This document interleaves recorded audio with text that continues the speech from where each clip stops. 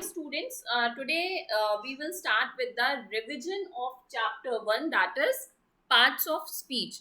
You people must have learned about the parts of speech from the class 5 or class 6, and in almost every class you must be revising about the parts of speech. So all of us must be very well aware that there are 8 parts of speech, and nowadays one more is there which is used, which is known as the determiner. Is a word which comes before a noun and limits the meaning of the noun or shows which person or thing is being referred to. Sometimes in some books it is included in the parts of speech, sometimes it is not included in the part of speech. So this is determiner. What are the rest 8 parts of speech?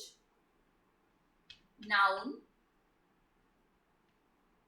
pronoun,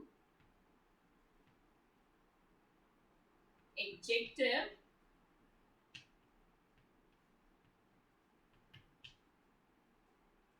verb,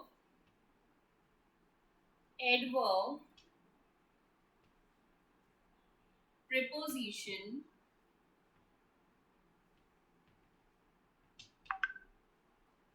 conjunction,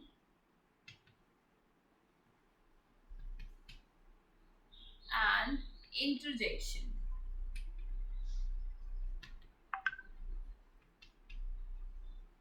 These are the 8 parts of speech. And where these parts of speech help us, these part of speech helps us in the formation of the sentence, or they tell us about what is the use or what is the importance, what is the significance of a particular word in a given sentence. See, any of these part of speech you must be seeing in the sentences. So, for example, if I'm writing the book is kept on the table. So, you can see a number of part of speech are used in this sentence. Book is noun, kept is verb, on is preposition, table is noun. So this is the way you can see. Apart from this part of speech, other things are also there. The is article, is auxiliary verb or the helping verb. Again, the is article. So this way you can see each and every word that is used in a sentence belong to a particular category. We can tell in each and every sentence what is the place of the word, what is the importance, to which category the word belong to. So what is a noun? A noun is a word which names or refers to a person, animal, place, thing, or idea. All of you must be aware, like here the book, the table, all the names, that your name, my name, the name of all the places, all the cities, all the objects, everything. Whenever we are talking about a name, a place, or a thing, that is the noun. Now we have certain categories of nouns that we will discuss in the next chapter. So this is about the noun. Now what is the pronoun? A pronoun is a word which is used in place of noun. Many a times you people must have seen in various sentences that you refer to a person in the first sentence. But when you have to refer to the same person in the second sentence, you do not use the noun. In the first sentence, you will use the noun. But in the second sentence, you will not use the noun while writing a paragraph. What you will use? You will use the pronoun. For example, Ram is working hard for exams. He will get good marks. Ram is working hard for the exams. He will get good marks. Now here you can see in the first sentence we have used Ram. It is the subject of the sentence and it is a noun. Okay. Now here when we are telling that he will get good marks, so to whom we are referring here, this he is used for Ram. And when we are referring to the Ram again in the second sentence, we are not writing the Ram again. Ram is working hard for the exams. Ram will get good marks. We will not write it in this way. What we will do? We will use a pronoun in place of this noun. So this means the words that are used in place of noun or to refer a noun, those are known as the pronouns. I, you, we, he, she, they, them, his, her, all these are the pronouns. The common pronouns that we use in our day-to-day conversation, the various parts of the pronouns we will discuss in the next chapter. Now, the third one is the adjective. What is an adjective? An adjective is a word which describes, tells, or says more something about a noun or a pronoun, which give you some additional information which tells you something about the noun or pronoun. Then that is known as an adjective. For example, if we take the same sentence, Ram is working hard for exams. So you can see here this hard is the adjective. How is he working? He is working hard. So this is telling more about his process of working. Or the other very simple example that we usually quote, Ram is an intelligent boy. Ram is an intelligent boy. So this intelligent here is the adjective because it is telling something about Ram. It is giving you some information about Ram. Here it can be Ram is a good boy, Ram is a clever boy, Ram is a fool. Anything can be used. So everything that is used that tells you something more about the noun or the pronoun, or we can say about the subject or any of the noun or pronoun, then it is the adjective. And always remember here when we are talking about the noun or pronoun, don't be confused with the subject.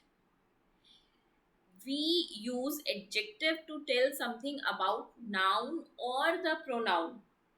Okay, so noun can be the subject, it can be the object. For example, in this sentence, see, this is the subject or the object. Both the things are noun.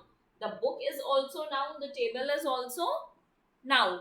So it, don't be confused that it will tell you the qualities or the characteristics of the subject only.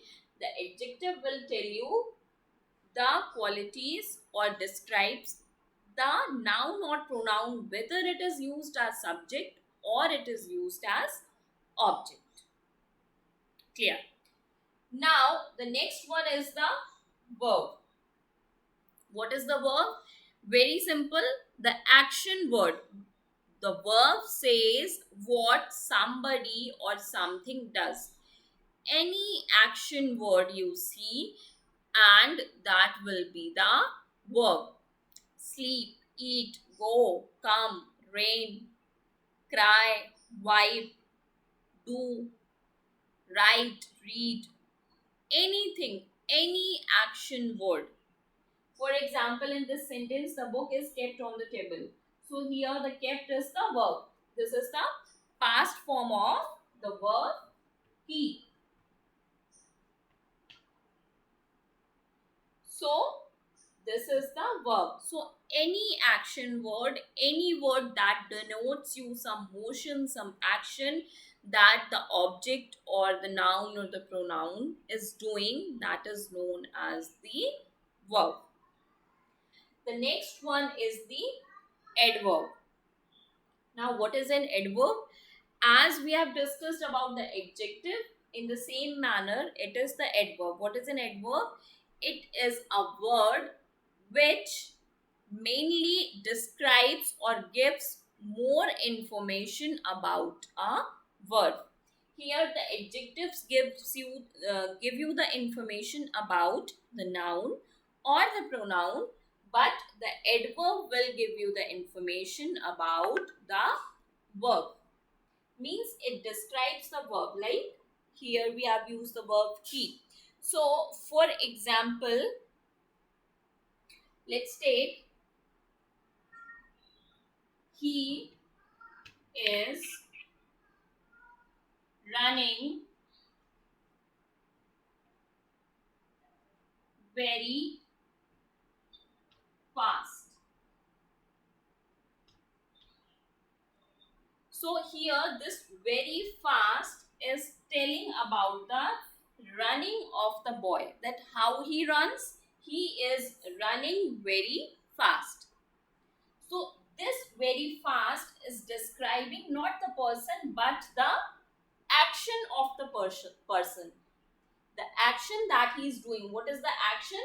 Action is verb. So this very fast is describing this verb. That is why it is known as the adverb. Adjective tells you more about the noun and pronoun, and adverb tells you more about the verb or the adverb.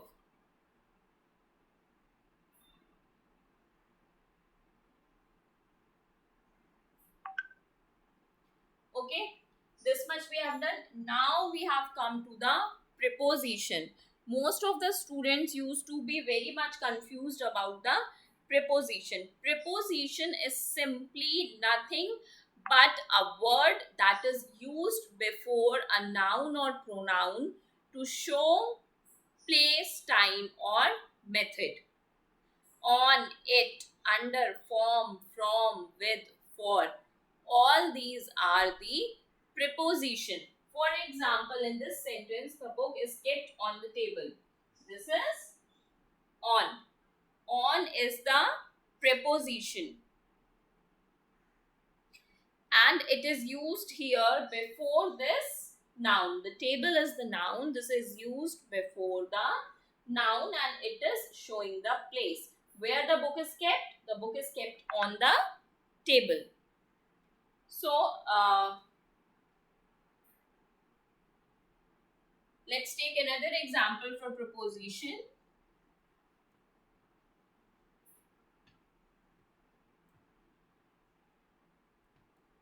Keep the books in the cupboard.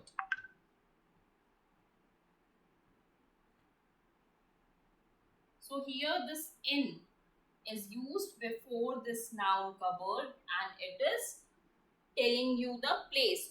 Where to keep the books? The books are to be kept in the cupboard. Any other example? Now, in like see, in both of these examples we are talking about the place only. Another,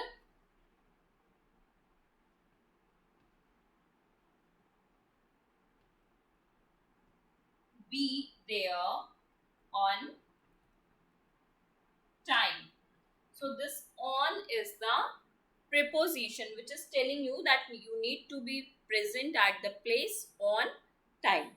So in this manner, the prepositions are used, and the number of prepositions are there: on, in, at, with, for, from, under, to. All these will be used as the preposition. Now, the next thing is the conjunction. What is a conjunction? Conjunction is the joining word. Means the word that joins two groups of words is known as the conjunction. For example, you must be getting the exercises. If this is the two sentence, he is clever. This is one sentence. The other is he is smart. So if you have to write these two sentences together, how will you write? You will use the conjunction here to join these two sentences and write both of these sentences together. So how will you write? He is clever and smart. So in this way, here we have written both the sentences. Now, this particular one sentence is conveying the same meaning which is conveyed by these two different sentences. And how we joined these two sentences? We join these two sentences using this and. So here this term, this word and is working as a conjunction. So what is a conjunction? A conjunction is a word which joins words or the group of words. He is not well. He will not come to the school. These are the two sentences. If you have to join these two sentences and you have to form one sentence, how will you write it? He will not come to the school because he is ill. Okay. The other way, you can use some other conjunction. He is not well, but he will come to the school. In both the ways, it depends what meaning are you trying to convey. Keeping in mind that you will use your conjunction, because the conjunctions will also change the meaning of the sentence. So keeping in mind what message you are trying to convey, you can use. As simply, if in your exam there is an exercise in which it is asked that join these two sentences using the conjunction, then there you can use anyone. But in your day-to-day conversation, you must be aware what you are trying to convey. So this is the conjunction. Now the last one is the interjection. What is the interjection? Is a word spoken suddenly to express a strong feeling. Those are known as the conjunctions, and you must see the all the conjunctions. Whenever we write any conjunction, we always use the exclamatory mark or exclamation mark over there to present, to show that the particular word is used as interjection. Whenever we are feeling happy, whenever we are very excited, whenever we are very sad, we use the terms such as oh, bravo,